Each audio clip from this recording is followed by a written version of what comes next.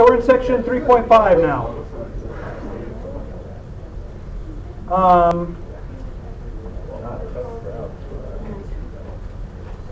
Exponential growth plus decay. And so essentially we're talking about applications of what we've just been working on. So we're going to work with essentially two different kinds of equations today. Our first type of equation is going to be exponential growth.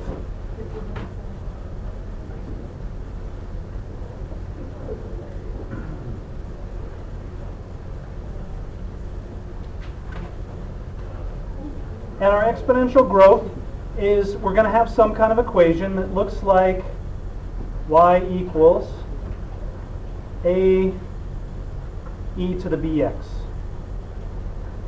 Where a and b are just some constants.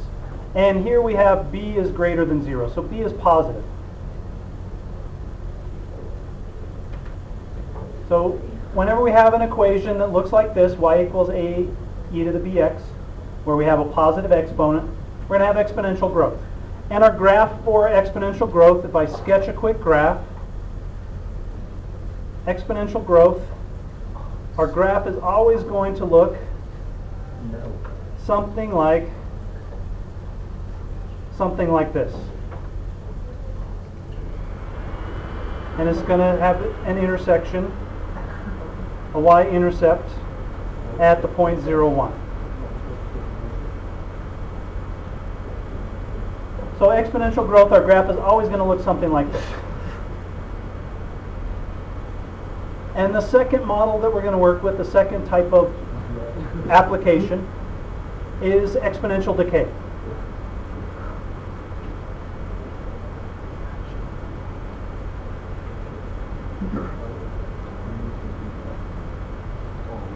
So for exponential decay, we have the same thing, a times e to the bx.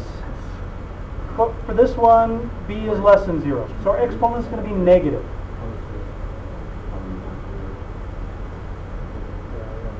And exponential decay, graph of exponential decay is always going to look something like this.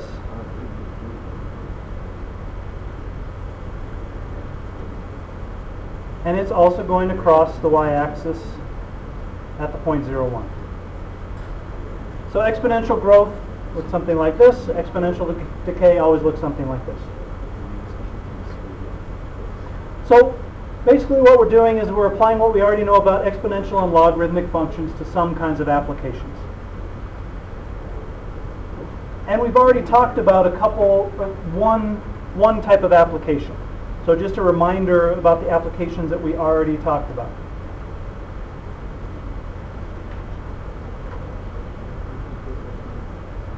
So the applications we already talked about are compound interest formulas.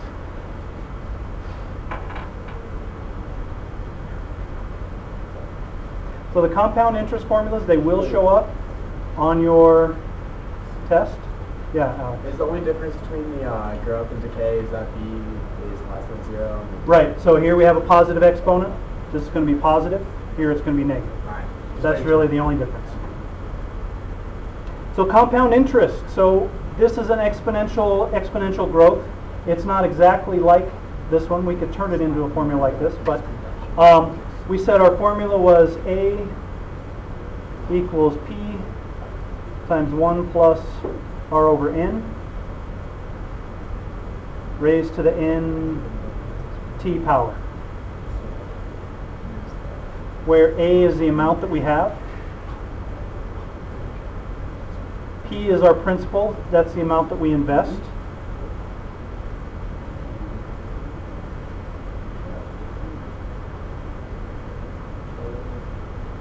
r is the annual interest rate,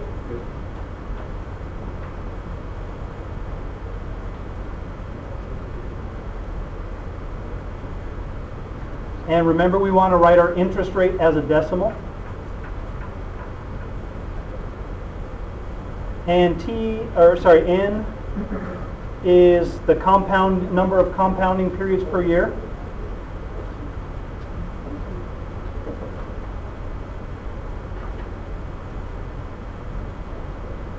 And t is our time.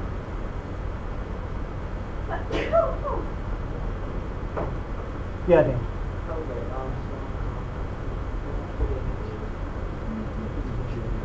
Okay, we'll talk about that. We'll talk about that next. So this is if we have an annual interest rate and we're compounding 4 times a year, monthly, weekly, something like that. If we are continuously compounding,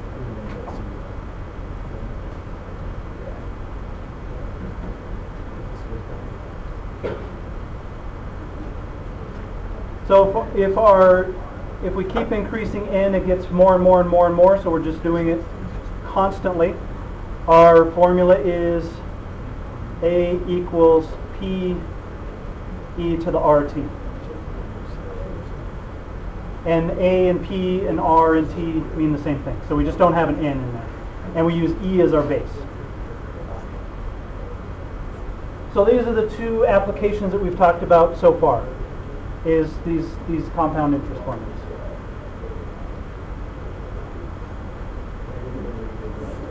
So any questions on this part? What we're just the form of the equations that we're talking about. So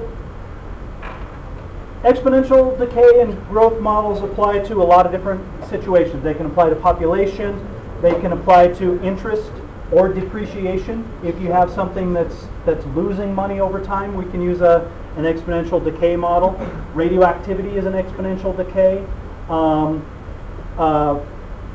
Bacterial growth is an exponential growth model. So all kinds of different things that you come across in science. You can have an electric current that decays exponentially. So a lot of different applications for exponential growth and decay. So let's look. What I want to do next is just do several examples having to do with exponential growth and decay, the type of problems that you might come across on homework or on a test. All right. So our first example is going to have to do with population.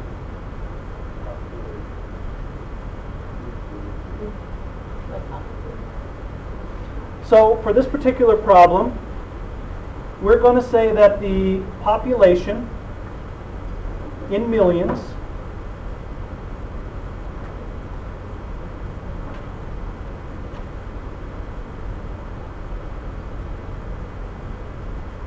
of some city can be modeled.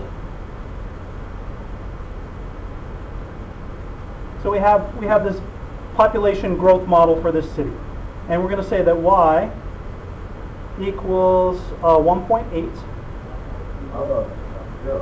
Did I say of population in millions of a city? Okay, of a city is 1.8 times e to the 0.026 x.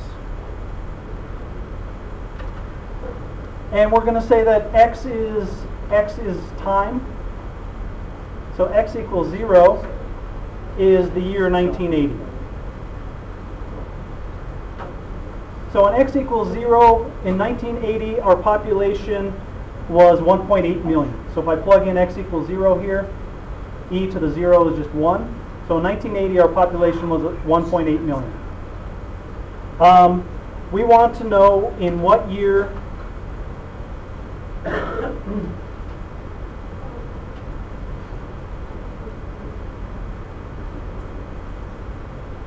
will the population exceed 2.5 million.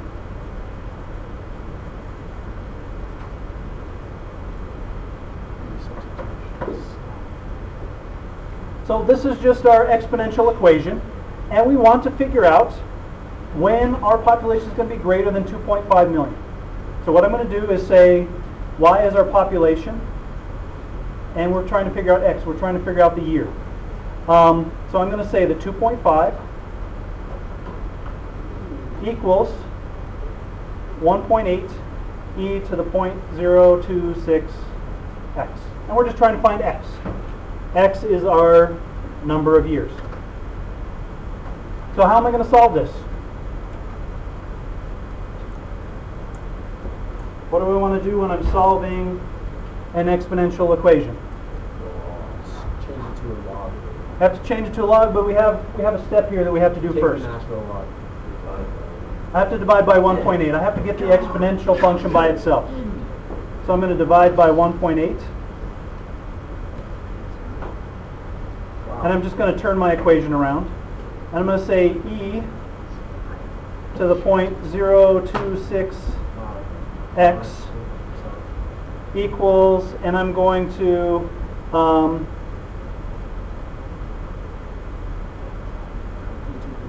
I'm just going to do 2.5 over 1.8. And now what do we do? Take the natural log. Take the natural log of both sides. The natural log and the exponential function undo each other. So I get 0.026 x equals the natural log of 2.5 over 1.8. Divide by 0.026 and I get x equals natural log of 2.5 divided by 1.8 divided by 0.026. And if I calculate that in my calculator, I get 12.6 years.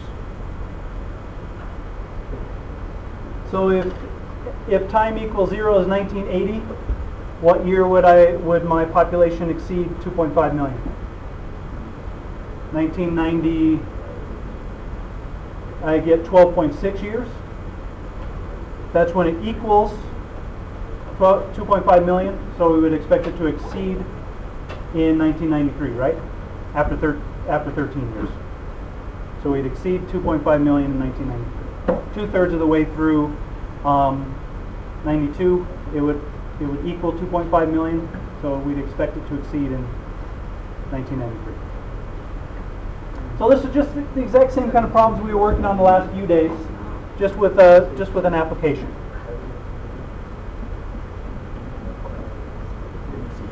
Any questions on that example? All right, our next example. Our next example is a little more involved. It's not more difficult, but there's a little more work. You can expect to see a problem like this on the test. So I suggest that you make sure you understand how we go through this problem. Same kind of idea, it's just a little more involved. So for this one we have bacteria growth. So we put bacteria into a culture dish. So in 2 hours, so after 2 hours,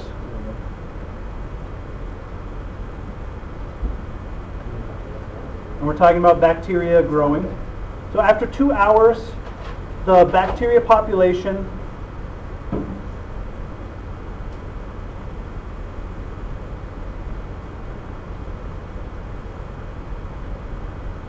is 256. After 5 hours,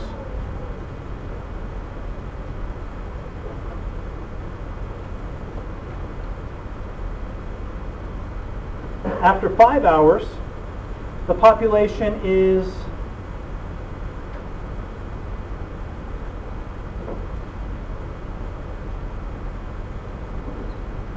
541.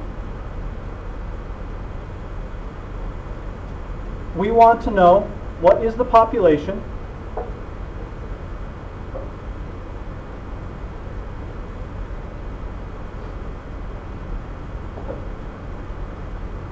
after 24 hours.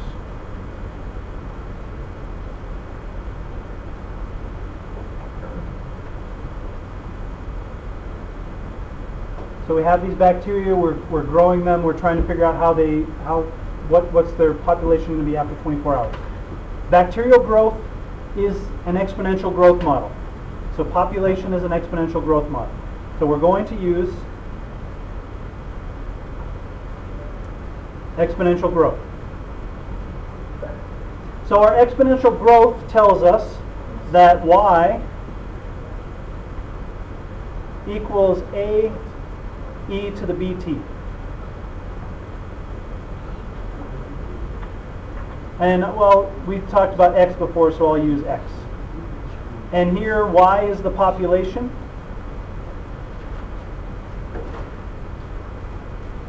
X equals time in hours. So here's what we're going to do for a problem like this. We're going to, I'll just put these over here on the side, my first step. I'm going to use the first point. This is an x, and this is a y. And I have an x and a y here also.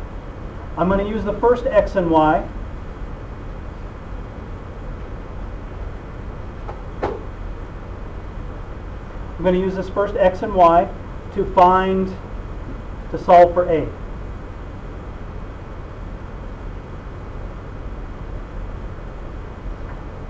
In this equation. So I'm just going to plug in these x's and y's, and that'll let me solve for a. I still won't know b, but I'll be able to solve for a. So we're going to do that first. So here's my first step. I'm going to say that 256 equals a e to the 2x. b is, sorry, not 2x, but 2b. X is 2, and b we still don't know.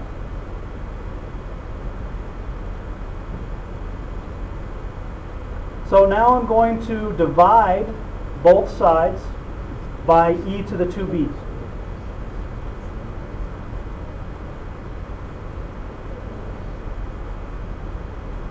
Because I'm trying to solve for a. I want to get a by itself. This tells me that these cancel each other out, and I get that a equals 256, and e to 1 over e to the 2b, how can I write that without writing a fraction? An exponent in the denominator, a positive exponent in the denominator is what in the numerator? A negative exponent in the numerator. So I can rewrite 1 over e to the 2b as e to the minus 2b. Positive exponent in the denominator is the same as a negative exponent in the numerator. So I figured out a here. A is 256 times e to the minus 2b. My second step now is plug this into the, use this a,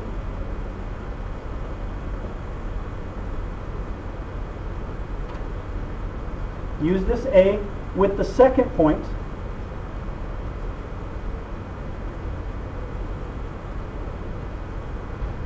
to find b.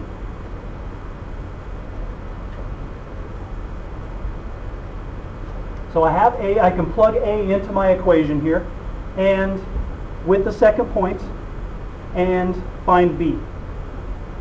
So my second step here. I'm going to write y equals,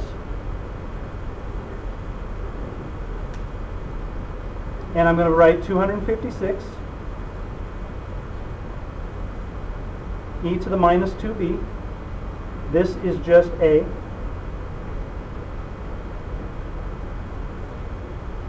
Times e to the bx.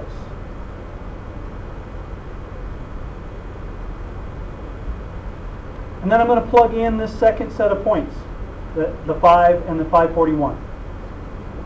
So I'm going to get 541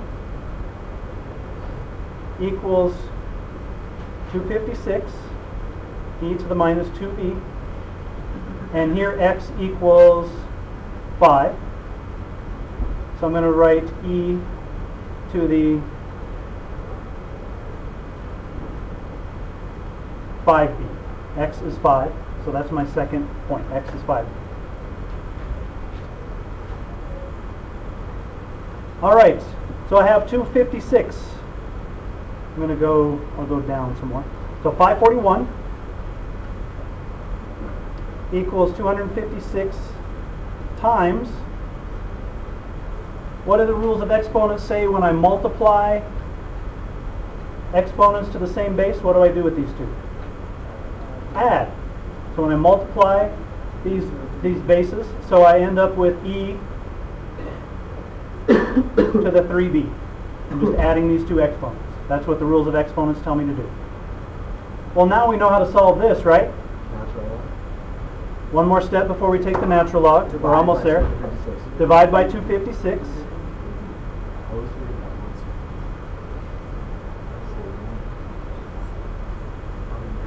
So I get e to the 3b, and I'm going to leave this written as 541 over 256. Now we'll take the natural log. I take the natural log of both sides, and I get 3b equals the natural log of this fraction, 541 over 256. And b equals, divide by 3, the natural log of 541 over 256 divided by 3. If I plug that in my calculator, I end up with b equals 0.2494.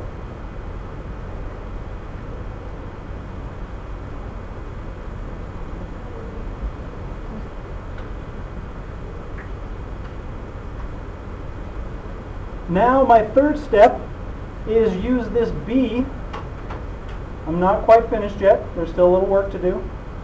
So my third step is use b in my original equation to find a.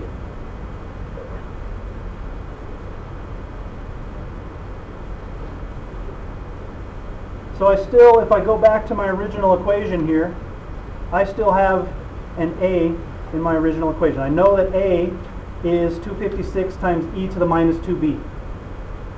This is a. So I'm going to plug in this b that I found and get my a. So a equals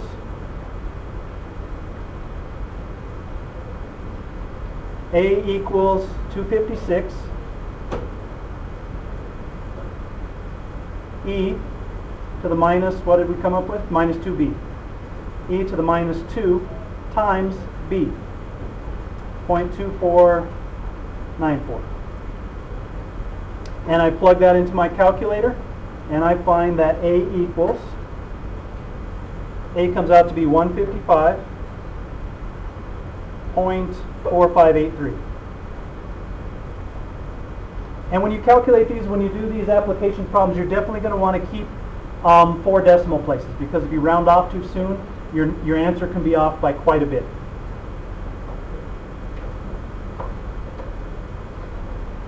So now my equation. Now I have my whole equation. I can write my equation. My last step is, finally we're not done solving the problem. Use the equation to get our answer. So we have B, we have A. So our growth model, Y equals 155.4583 times e to the 0.2494 x. And we wanted our population after 24 hours, so we're going to plug in x equals 24. So our fourth step, our problem says what is the population after 24 hours. So x is 24. So we're going to plug in 24 for x here.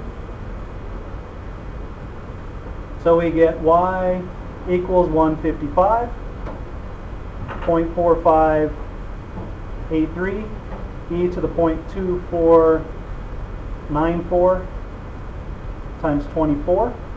Plug that into our calculator, and we get y equals, finally, 61,000 839.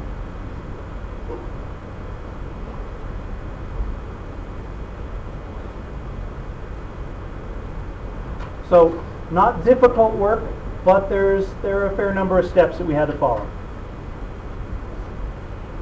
So let me just go back and kind of recap what we did. We know this is exponential growth. So our equation is y equals a e to the bx. We use the first x and y in our equation to solve for a. We'll get some answer a that still has a b in it. We'll plug that a into our equation and use it with the second point to find b. We'll get some number for b. We use the b that we find finally to figure out a number for a. Plug those both into our equation. That's what we did here. And then use that equation to solve our problem. So you can definitely expect to see a question like this, on the test. So again, not difficult, just a lot of steps they have to go through to get to your answer.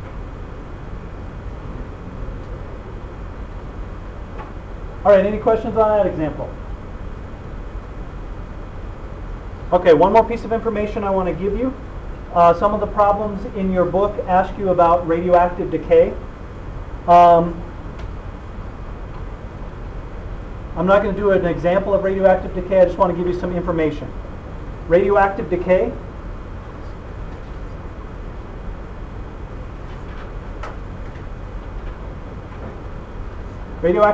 is exponential decay.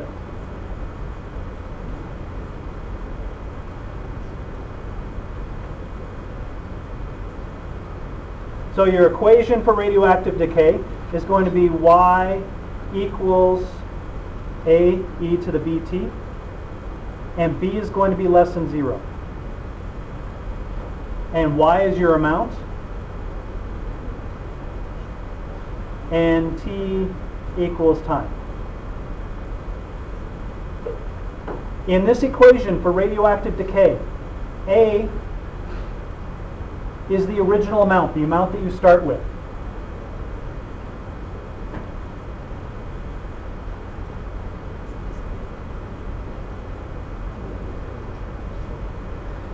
And b for radioactive decay equals the natural log of 1/2 divided by the half-life. So your problems for radioactive decay will tell you the half-life of this particular isotope is so many years. In radioactive decay, A is always the amount you start with, so you start with whatever, 27 grams. B is always going to be the natural log 1/2 divided by the half-life. And you use those numbers in your exponential decay model to solve the problems. So A is always the amount you start with, and B is the natural log of 1/2 divided by the half-life. So some of your homework problems will talk about exponential decay, and it'll give you the half-life. B is this, A is the amount you start with. And you solve the problems just like we've been solving these exponential equations in the last couple sections. Any questions? All right, homework.